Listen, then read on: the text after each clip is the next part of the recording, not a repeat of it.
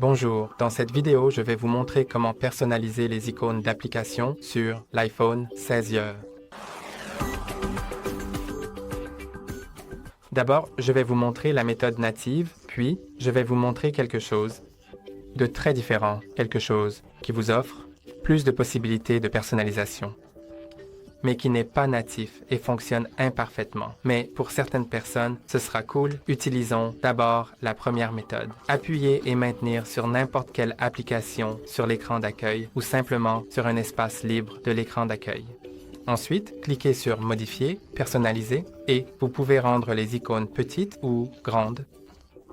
Lorsqu'elles sont grandes, elles n'ont pas d'étiquette en dessous. Je vais les laisser en petit. Vous pouvez les régler en clair ou en sombre. Et vous pouvez aussi les régler sur automatique. Ainsi, ce sera basé sur le mode clair ou sombre de votre système.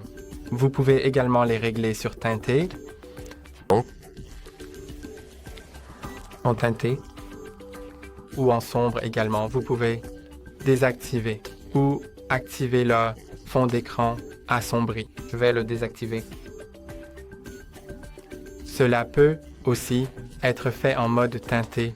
Ici, vous pouvez choisir n'importe quelle couleur que vous souhaitez peut-être. Cela change. Aussi les widgets, donc c'est cool. Vous pouvez le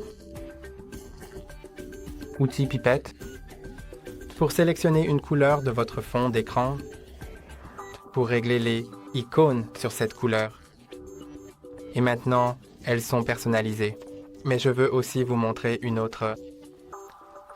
sorte de méthode étrange pour définir une photo comme votre icône. Donc, pour le faire, vous devez simplement aller dans l'application de raccourci. Maintenant, cliquez sur plus et sélectionnez « Ouvrir l'application ». Sélectionnez quelle application vous souhaitez changer l'icône. Donc, je vais peut-être utiliser YouTube, peut-être.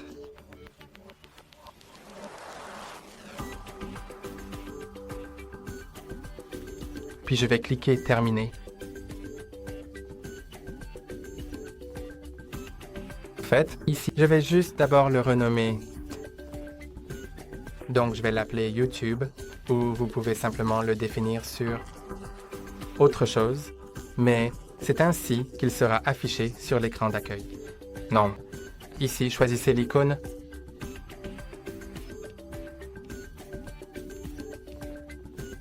Donc, vous pouvez définir différentes icônes, mais dans un instant, nous devrions également trouver une option pour définir une photo pour cela. Donc, je vais juste le laisser tel quel pour l'instant. Ensuite, je vais cliquer sur Terminer ou sur ceci.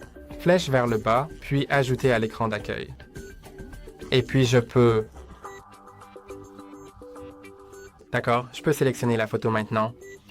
Et je peux choisir une photo de la bibliothèque ou la prendre maintenant. Peut-être que je vais la prendre parce que je n'ai pas de jolies photos.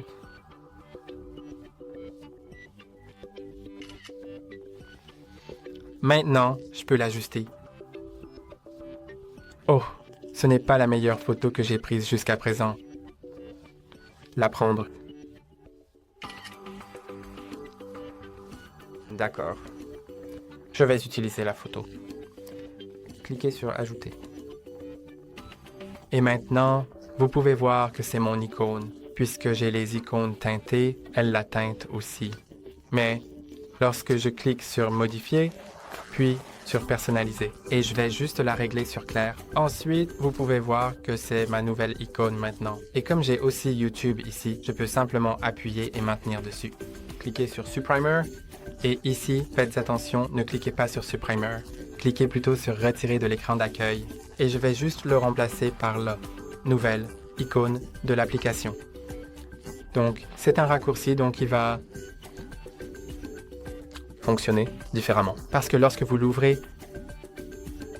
il vous montrera une notification qu'il a effectué la tâche du raccourci, mais à part cela, il aura exactement le même aspect.